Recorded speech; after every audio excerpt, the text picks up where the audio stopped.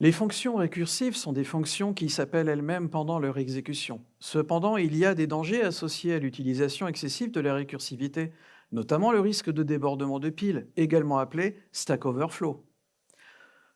Je pense qu'on est d'accord pour dire que ce genre de présentation est extrêmement pénible, pour ne pas dire une torture pour tout le monde. Pourquoi? Parce que tous les membres du public, en tout cas la grande majorité des membres du public, peuvent lire. Ils ont appris à lire à un moment donné.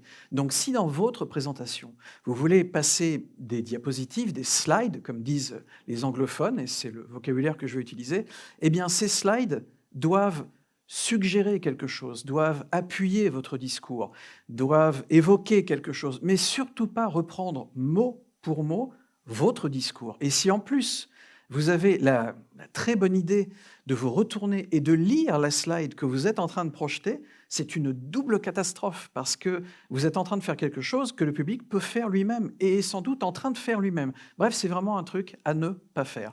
Donc, comment faire pour passer une bonne slide?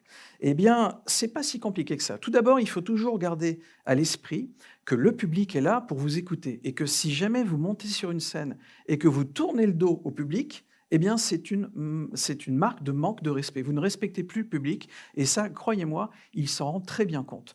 Donc, regardez le public, pas la slide ou un coup d'œil comme ça de temps en temps, une seconde, pas plus. Regardez le public. De la même manière, ne lisez pas les slides. Ce que vous avez à dire, dites-le, mais dites-le et ne le répétez pas sur l'écran. Ça ne sert à rien. Ou alors un mot, ou alors un chiffre, etc., etc. Par exemple, sur la slide qui est derrière moi, dans laquelle il y a vraiment beaucoup de texte, c'est une slide qui parle du Stack Overflow en programmation, c'est ce qu'on appelle le débordement de la pile, et on parle du nombre d'opérations maximum que la pile peut encaisser avant de déborder. Et le nombre d'opérations, c'est 135 000, c'est donc un chiffre important. Eh bien, au lieu de faire voir tout ce texte comme ça, vous pouvez tout simplement faire voir, pendant que vous êtes en train de parler, un chiffre, le chiffre de 135 000, et comme ça, c'est beaucoup plus parlant. C'est un chiffre qui tout de suite parle, on le voit tout de suite, on l'identifie tout de suite, et ça permet de faire en sorte que votre présentation soit la plus efficace possible. Alors, peut-être que vous n'avez pas envie de faire voir des chiffres, peut-être que vous avez envie d'être beaucoup plus imagé, encore une fois, de suggérer des choses, de suggérer des idées. Alors, on parle de débordement de piles, on peut faire voir, par exemple, une image de livres qui sont en train de tomber comme ça, une pile de livres qui déborde et hop, et qui tombe comme ça.